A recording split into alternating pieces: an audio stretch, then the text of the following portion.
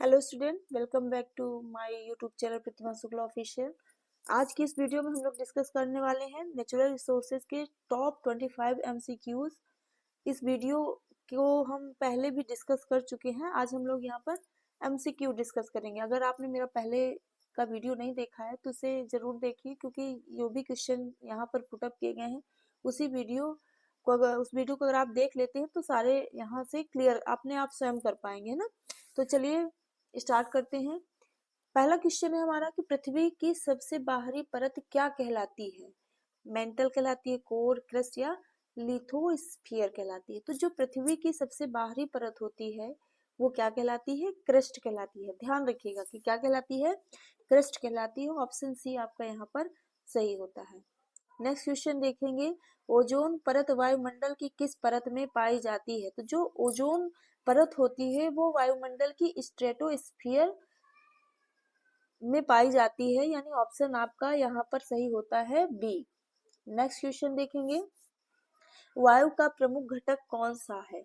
Oxygen, nitrogen, carbon dioxide या hydrogen? तो जो वायु का प्रमुख घटक है वो कौन सा है? नाइट्रोजन है। ऑप्शन बी आपका यहाँ पर सही होता है। अगला क्वेश्चन देखेंगे, वायु में ऑक्सीजन की प्रतिशत मात्रा लगभग कितनी होती है? 78%, 21%, 0.03% या 1%? तो वायु में जो ऑक्सीजन की मात्रा होती है वो 21% होती है ना। तो ऑप्शन आपका यहाँ पर क्या सही होता है? बी सही होता है, 21%। नेक्स्ट क्वेश्चन की ओर बढ़ेंगे, ग्रीन हाउस प्रभाव के लिए मुख्य गैस कौन सी है? तो जो ग्रीन हाउस प्रभाव के लिए मुख्य गैस होती है वो होती है कार्बन डाइऑक्साइड, यानी ऑप्शन बी आपका सी यहाँ पर सही होता है, C number, carbon dioxide. Next question देखेंगे, जल चक्र में वाष्पीकरण की प्रक्रिया किससे होती है? जल चक्र में वाष्पीकरण, तो जो वाष्पीकरण की प्रक्रिया होती है वो सूर्य की एनर्जी से होती है, यानी सूर्य की ऊष्मा से होती है। ऑप्शन बी आपका यहाँ पर सही होता है।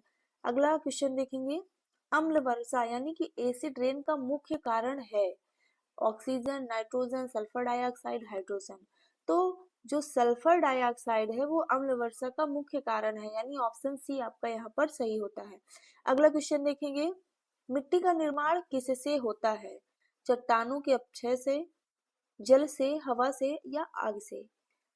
स्टूडेंट्स, पहले यहाँ पर आप लोग खुद से करने का प्रयास करिए। जैसे मैं आपको यहाँ पर एमसीक्यूज देती हूँ तो आप खुद से सोचिए, ठीक है? उसके बाद मेरे जो आंसर मैं बता रही हूँ उससे आप उसको मिला लीजिएगा। चलिए, तो यहाँ पर ऑप्शन आपका ए सही होता है।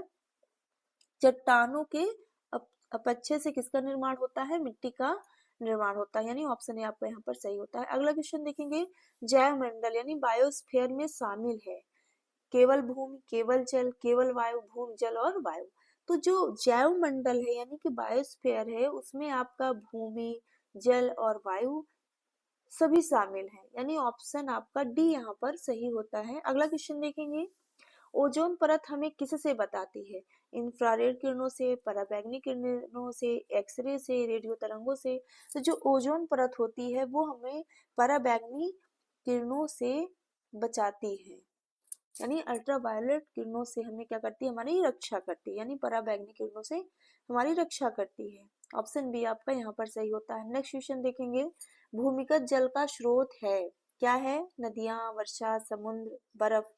तो भूमिगत जल का जो स्रोत होता है, मुख्य स्रोत क्या है? वो वर्षा है, यानी ऑप्शन बी आपका यहाँ पर सही होता है। नेक्स्ट क्वेश्चन देखेंगे, 10% नियम किससे संबंधित है? जल चक्र से, ऊर्जा प्रवाह से, मिट्टी संरक्षण से, प्रदूषण से? तो जो 10% का नियम है वो किससे संबंधित है? आपका ऊर्जा प्रवाह से। ये सारे जो आपको ऑप्शन यहाँ पर दिख रहे हैं वो मैं पहले ही अपनी वीडियो में पढ़ा चुकी हूँ। अगर आपने अभी तक वो वीडियो नहीं देखा है तो वीडियो जरूर देखें, जिससे ये क्वेश्चन जो यहाँ पर पुटअप किए गए हैं वो आपको आसानी से समझ आए और आप उसका आंसर दे पाए, है ना। तो पहले की वीडियो आप जरूर देख लीजिएगा।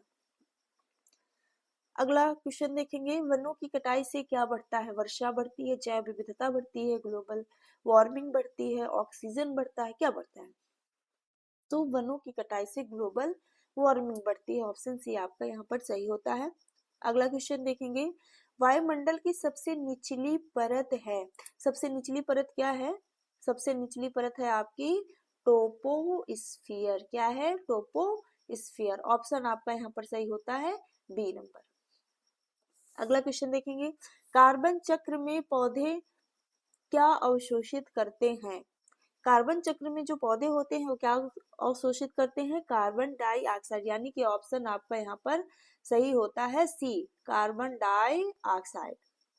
अगला क्वेश्चन देखेंगे, नाइट्रोजन स्थिरीकरण कौन करता है? कौन करता है? जानवर करते हैं, फफूंद करता है, जीवाणु करता है या मनुष्य करता है? तो जो नाइट्रोजन स्थिरीकरण करता है यानी नाइट्रोजन फिक्सेशन का कार्य कौन करता है? जीवाणु करते हैं। ऑप्शन आपका सही होता है यहाँ पर सी नंबर। नेक्स्ट क्वेश्चन देखेंगे, मृदा अपरदन यानी मृदा अपरदन का जो मेन रीजन होता है वो क्या है? पेड़ लगाना, वनों की कटाई, सिंचाई, खेती, है ना? तो पेड़ लगाना नहीं हो सकता मृदा, पेड़ लगाएंगे तो क्या मृदा अपरदन को रोकेगा? सिंचाई करेंगे वो भी नहीं होगा, है ना? खेती करना ये भी मृदा अपरदन का कारण नहीं है, मुख्य कारण। सबसे अधिक क्या है? वनों की कटाई, वनों की कटाई। देखिए ऑप्शन जो सबसे ज्यादा इफेक्ट करता है उसी को हम वहां पर सही लगाते हैं। तो यहाँ पर क्या है? वनों की कटाई। वनों की कटाई से मृदा अपरदन बहुत ज्यादा बढ़ता है ना, तो हमें क्या करना चाहिए? अधिक से अधिक पेड़ लगाना चाहिए। तो यहाँ पर रीजन पूछा गया है कि मृदा अपरदन का मुख्य कारण क्या है? तो वनों की कटाई। ऑप्शन बी आपका यहाँ पर सही होता है। नेक्स्ट क्वेश्चन देखेंगे, जीवाश्म ईंधन है लकड़ी, कोयला, सौर ऊर्जा, पवन ऊर्जा, है ना? तो क्या है जीवाश्म ईंधन? क्या है आपका? कोयला। यानी ऑप्शन बी आपका यहाँ पर सही होता है। अगला क्वेश्चन देखेंगे, जैव अपघटनीय पदार्थ हैं कौन है? प्लास्टिक, कांच, कागज, धातु। तो जैव अपघटनीय पदार्थ इसमें आपका क्या है? कागज। ऑप्शन सी आपका यहाँ पर सही होता है। अगला क्वेश्चन देखेंगे, ओजोन परत का क्षय किस गैस से होता है? तो ओजोन परत का जो क्षय होता है वो किससे होता है? सीएफसी से, CO2 से, O2 से या N2 से? तो किससे होता है? सीएफसी यानी कार्बन क्लोरोफ्लोरोकार्बन से, है ना? ओजोन परत का क्षय किससे होता है? क्लोरोफ्लोरोकार्बन। यानी जो सीएफसी गैस होती है वो क्या करती है? ओजोन परत का क्षय करती है। तो ऑप्शन आपका यहाँ पर सही होता है ए नंबर, CFC, क्लोरोफ्लोरोकार्बन। अगला क्वेश्चन देखेंगे, पृथ्वी पर जल का कितना प्रतिशत खारा है? यानी जो जल का पार्ट है पृथ्वी पर जल का कितना प्रतिशत खारा है? तो 97%। क्या जल कितना है? 97%। ऑप्शन ए ही आपका यहाँ पर सही होता है। 97% पृथ्वी पर जल का जो भाग है वो क्या है? खारा है।